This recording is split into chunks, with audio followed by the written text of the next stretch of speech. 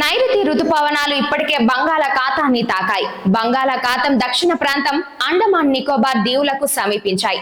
అండమాన్ ఉత్తర సముద్రంలో ప్రవేశించాయని, అవి మరింత చురుగ్గా విస్తరించడానికి అనుకూల వాతావరణం ఉందని అటు భారత వాతావరణ కేంద్రం వెల్లడించింది.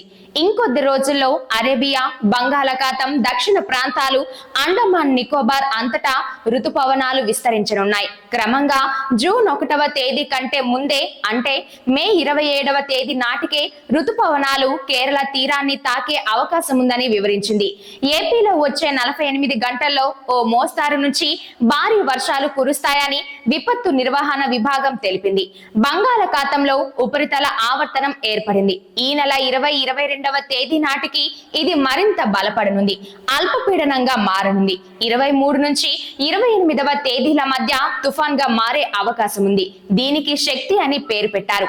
ఏపీ, ఒడిశా, వెస్ట్ బెంగాల్ రాష్ట్రాలకు దీని ప్రభావం ఉంటుందని హెచ్చరించారు.